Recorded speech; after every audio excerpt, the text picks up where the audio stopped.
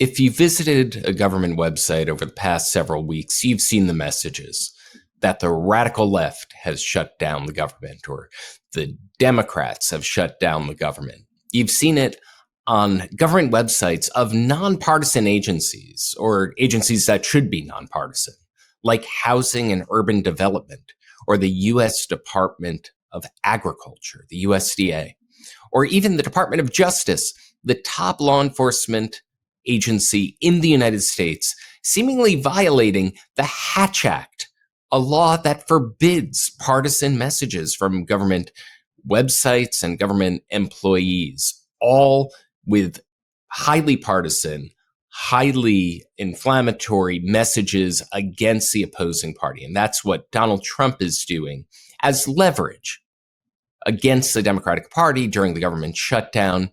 And he's also using SNAP benefits for food assistance for the poor and the hungry as leverage against the Democrats. And just recently, right before the recording of this video, it looks like a large enough contingent of Democratic lawmakers and senators have folded to the demands and bullying of the Trump administration. And they did that right on the cusp of two court victories against the Trump administration that would have removed that leverage from him. I'm going to break down those two cases today on All Rise News here on Legal AF, part of the Midas Touch Network. Take a moment to hit subscribe before we go into those rulings. The first of those rulings was about a case involving a major union for government employees, the American Federation of Government Employees versus the U.S. Department of Education. And that was a case about the government using the email accounts of furloughed workers as billboards, as a cudgel against Democrats, saying that the shutdown was caused by the radical left, caused by the Democrats, regardless of whether the employees actually believe that to be true, using the workers' email addresses to send those messages. And a federal judge, U.S. District Judge Christopher Cooper, found that illegal. And here's how he described what was going on in his ruling. He wrote, quote, "The new auto reply, standardized for all furloughed employees, states that the lapse in appropriations was caused by Democrat senators who are blocking the passage of a clean continuing resolution." End quote. Now, the AFGE, that union, fought back. And Judge Cooper found in their favor, found that the government had violated the First Amendment rights of workers who shouldn't be compelled to spread the message, shouldn't be turned into a billboard or a ventriloquist doll for the government's message and the government's agenda. Here's what his ruling said. Quote, "Nonpartisanship is the bedrock of the federal civil service. It ensures that career government employees serve the public, not the politicians.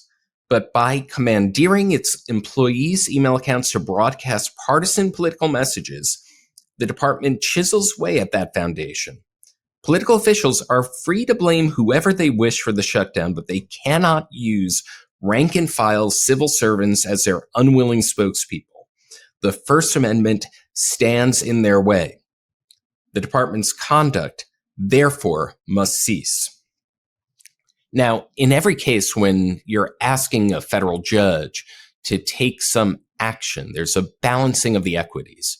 You have to prove that you are being harmed and that the party that you're suing wouldn't be, if it is the government, that the government isn't being harmed and that balance is in your favor. And in this case, Judge Cooper found it wasn't even close. He wrote, quote, "The government has failed to identify, let alone substantiate, any legitimate interest whatsoever in using its rank-and-file employees' email accounts to promulgate partisan political statements.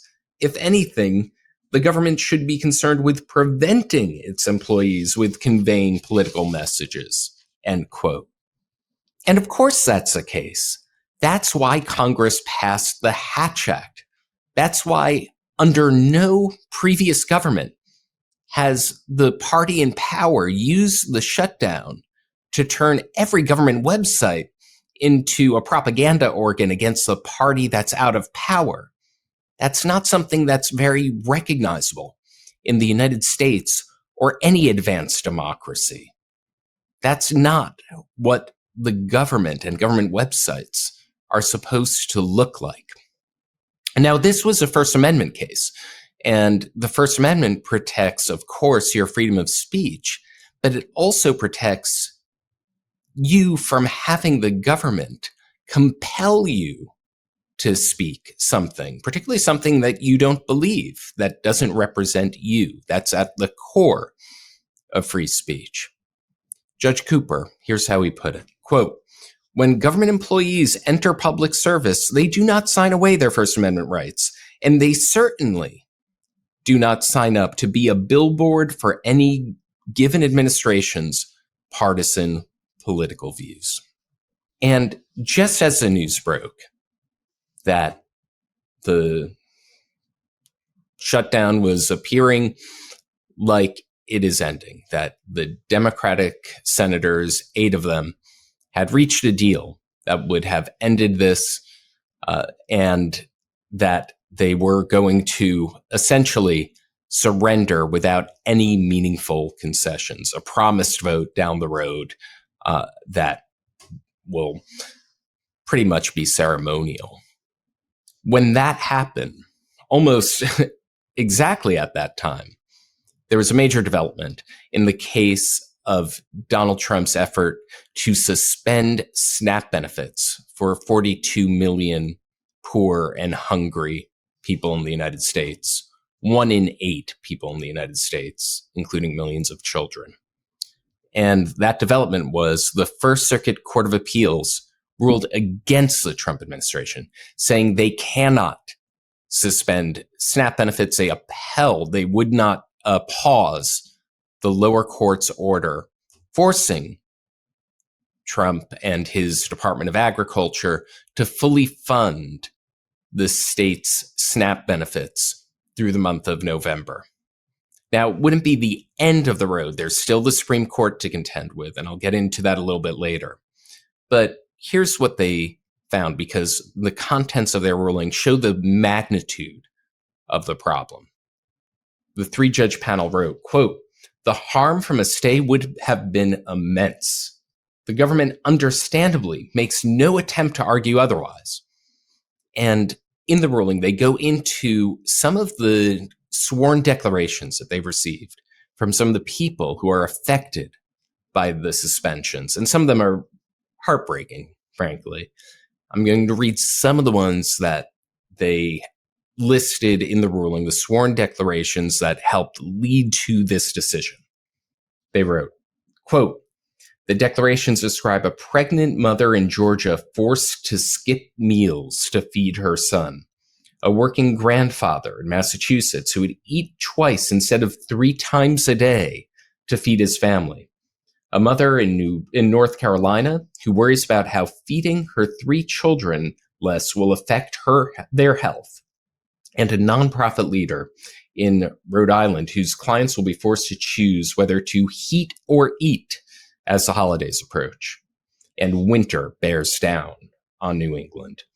These immediate, predictable, and unchallenged harms facing 42 million Americans who rely on SNAP benefits, including 14 million children, weighs heavily against a stay."